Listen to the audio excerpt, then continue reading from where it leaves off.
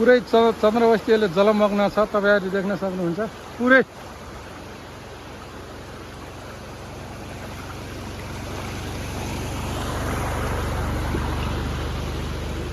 यो चाहिँ विशेष भन्नु पर्दाखेरि यो 2-4 जनाको त्यहाँ विवादले गर्दा, बाँध नबाँधेको कारणले गर्दा यो सिर्जना भइसकेको छ। तपाईँहरूले देख्न सक्नुहुन्छ।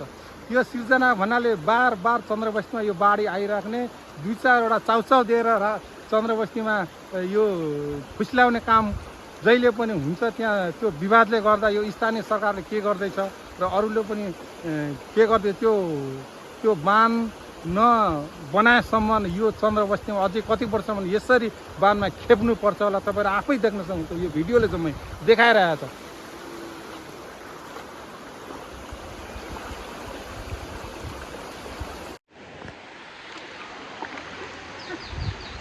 ल हेर्नुहोस् चन्द्रबस्तीको हालत यस्तो छ, यो गति छ।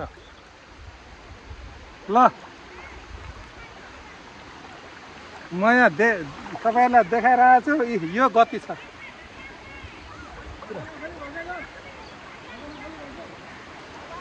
ल यो अब कस्तो के भन्नु, अब यो सुरुमा बेलैमा बाँध नबाँधेको कारणले गर्दा यो सिर्जना भएको छ। तपाईँहरू देख्न सक्नुहुन्छ।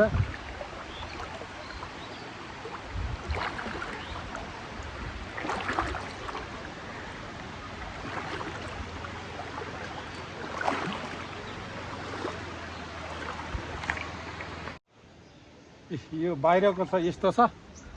अब यो अवस्था चन्द्रबस्तीले आज मात्रै होइन, यो विगतदेखि पनि भोग्दै आइरहेको यो अवस्था हो। यो आजकै अवस्था चाहिँ भन्न मिल्दैन। यो अब आज चाहिँ यसपालि चाहिँ अलिकति ठुलो अलिकति बाढ छ भनौँ। यतिको बाढ चाहिँ कहिले पनि नआएको अवस्था थियो। यसपालि चाहिँ ठुलै बाँधको अवस्था छ। यो तपाईँहरू देख्न सक्नुहुन्छ। यो माथि पर बाँध छ होइन, त्यसको सिधा पर बाँध देख्नुहुन्छ। सिधा बाँध होइन, त्यो बाँधको पर चाहिँ त्यहाँ चाहिँ खाली ठाउँ चाहिँ स्थानीय सरकारले के भएर त्यहाँ चाहिँ छोडेको त्यो थाहा भएन। त्यो अब किन राखेको विवाद भएर त्यहाँ चाहिँ बाँधेको अवस्था थियो भने चाहिँ यो यस्तो चाहिँ आउने पनि थिएन। यो यस्तो उद्धार सुधार पनि, यो पानी पनि आउने थिएन। तपाईँले बाँध देखिरहनु भएको छैन। बाँधमा केही भएको छैन र बाँधमा केही क्षति पुगेको पनि छैन, राम्रै पनि छ, सकुशलै छ। तर अगाडिको त्यो नबाँधेको कारणले गर्दाखेरि त्यो यो अवस्था चाहिँ यो चन्द्रबस्तीमा सिर्जना भएको हो।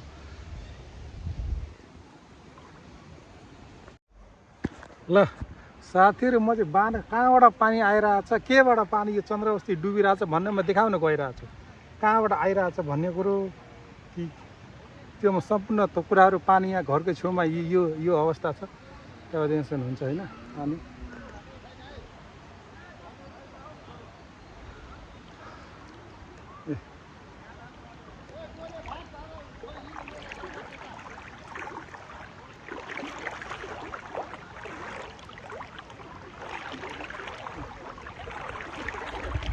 चन्द्रबस्ती कहाँबाट डुब्दैछ भन्ने कुरा म सम्पूर्ण जानकारी अब देखाउँछु। त्यहाँबाट अलिकति जुम गरेर देखाउनु मिल्दैन।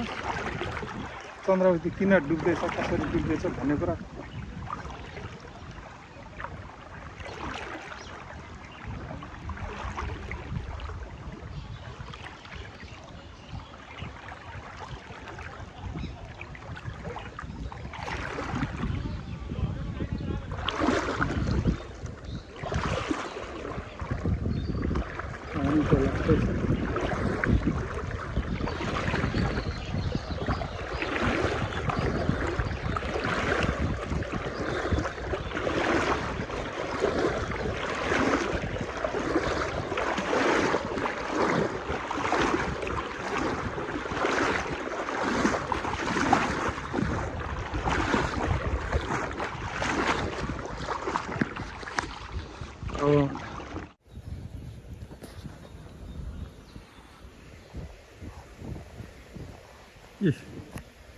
तपाईँ देख्न सक्नुहुन्छ बाँध होइन। बाँधमा चाहिँ पानी केही पनि आएको रहेनछ है।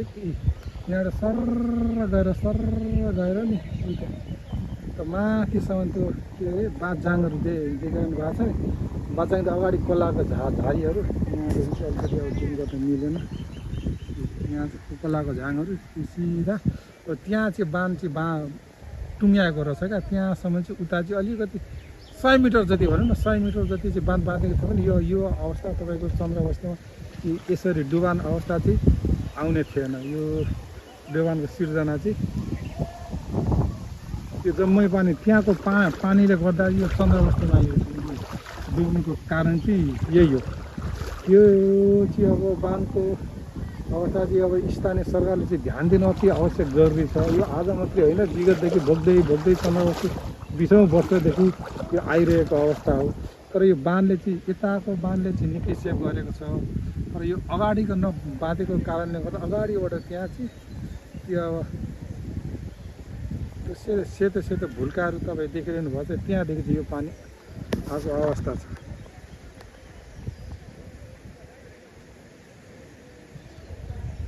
म अब यही भन्न चाहन्छु स्थानीय सरकारले होस् चाहे निकायले तुरन्त यो बाँधलाई चाहिँ यो सुधार गर्न चाहिँ जरुरी छ नभए चाहिँ यो अवस्था चाहिँ बारम्बार यो चाहिँ चन्द्रबस्तीमा चाहिँ आइ नै रहन्छ म यति नै भन्न चाहन्छु हस् त धन्यवाद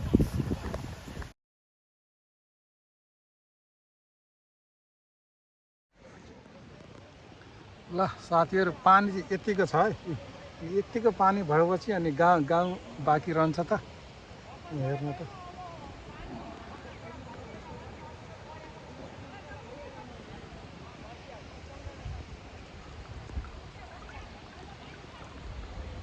पानीको अवस्था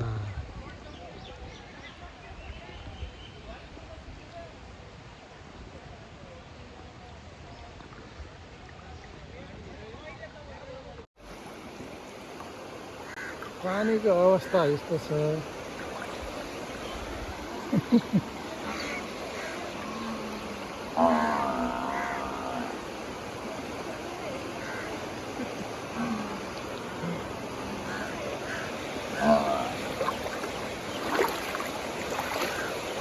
यो बाटोको अवस्था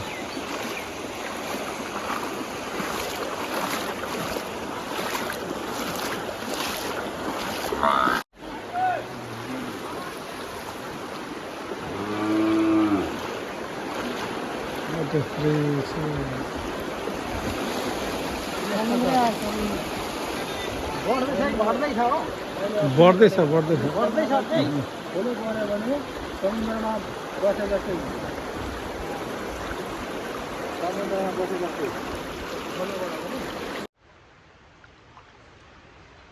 अब अहिले यो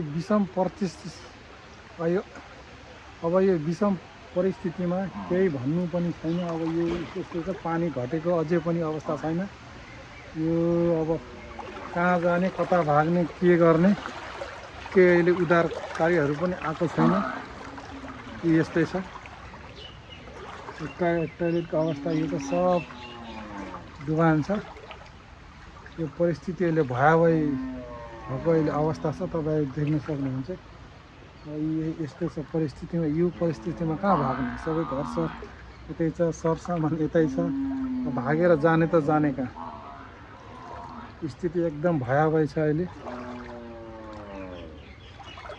त्यही भएर केही अहिले भन्न सक्ने अहिले स्थिति अहिले छैन स्थिति एकदम नाजुक स्थितिमा छ भयावह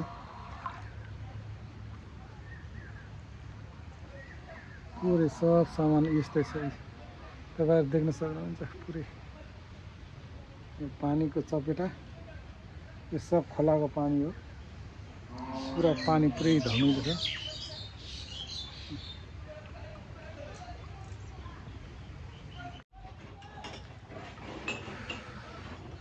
कहाँ जाऊँ के गरौँ केही थाहा छैन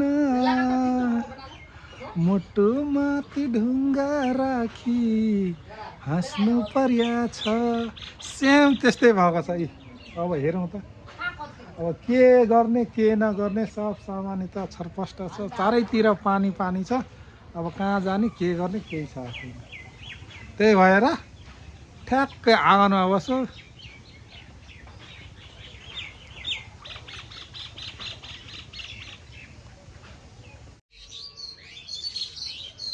मटर अब यो विषम परिस्थितिमा अब टुलुटुली हेर्ने बाहेक केही यहाँ अब केही गर्न सकिएला जस्तो छैन। सब सामान नाश सरपष्ट छ। उता वस्तु भाउ हाबी जाबी कहीँ ठाउँ छैन। यी घरको स्थिति यस्तो छ, पुरा पानी ढुकेर ग्वालीमा उता घरतिर सब चौपट छ, चौपट। यो बाढी पीडितको चपेटामा पुरै यो चन्द्रवस्ती परिसकेको छ।